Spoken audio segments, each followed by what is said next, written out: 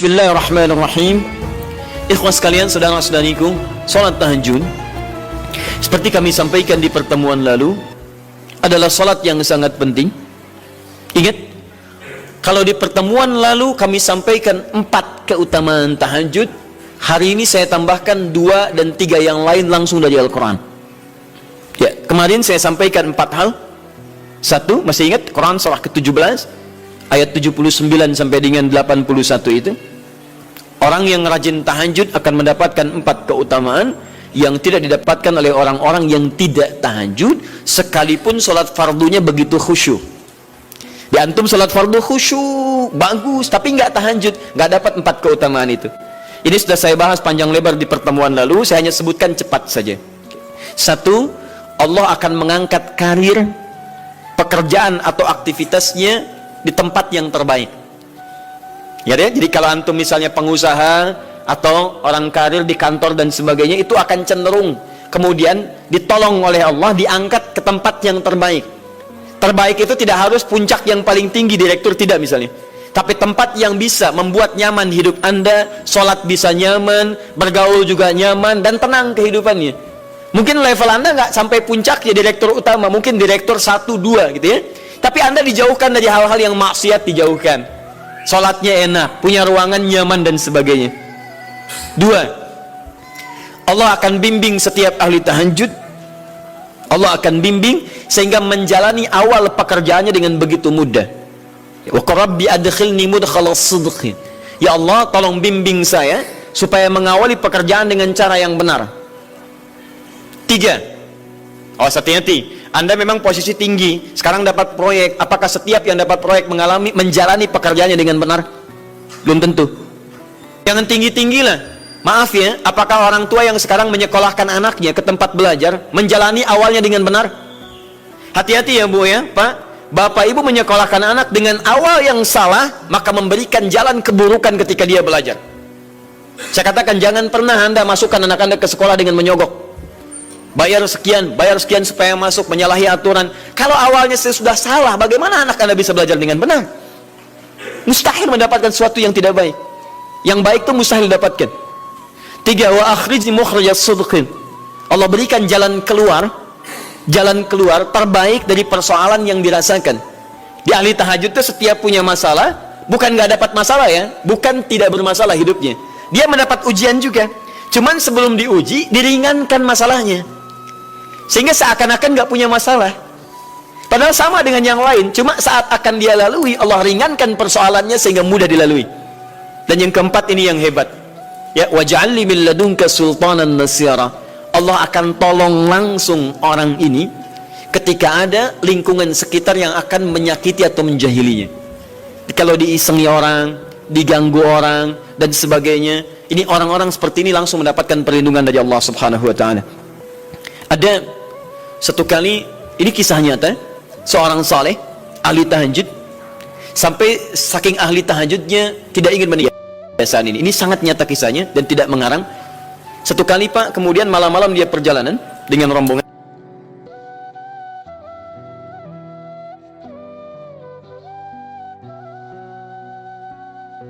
Apa yang kemudian mendengar suara dan menyaksikan kebiasaan dia. Anda tahu apa yang terjadi? Dan ini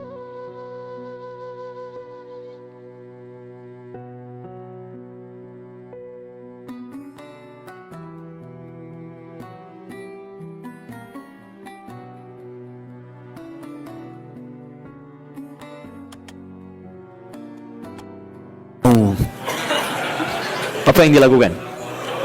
Kabur. Udah gak panjang pikirnya, kabur ya kan? Tapi sekarang lihat apa yang beliau sampaikan. Begitu datang harimau itu, perhatikan ahli tahajud ini, dia ingat dengan janji Allah. Dia ingat dengan janji Allah. Perhatikan baik-baik ya. Kalau Anda sudah punya kebiasaan Qur'ani dalam jiwa Anda, maka ayat itu akan hadir membimbing Anda dalam setiap kesulitan Anda, apapun itu. Nabi Yusuf dekat dengan Allah, ketika digoda muncul ayatnya, laula ara'a burhana rabbi. Kalau bukan melihat petunjuk dari Rabbnya, niscaya ada sesuatu yang buruk terjadi kepadanya. Tapi Allah jaga beliau. Lihat baik-baik teman-teman.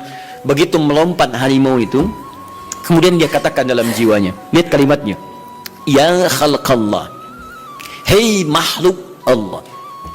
Dia tidak katakan ya namar, hei harimau, tidak.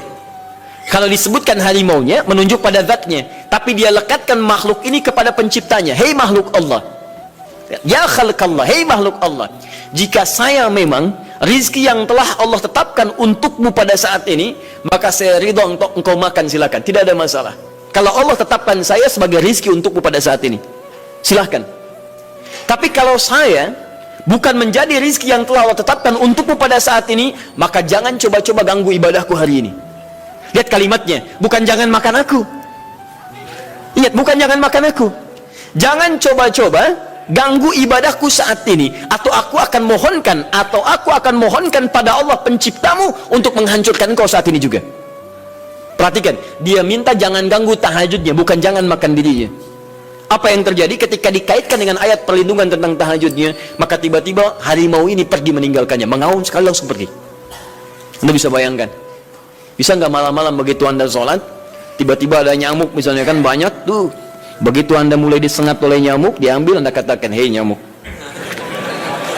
kalau ini memang rizki yang telah Allah tetapkan untukmu saat ini, sedot sebanyak-banyaknya, saya ikhlas. Tapi kalau bukan, jangan coba-coba ganggu saya.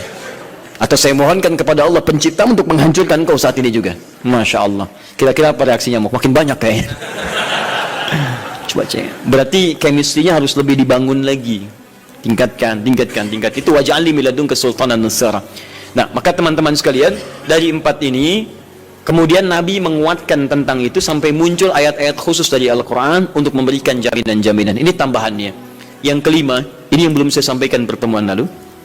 Kelima,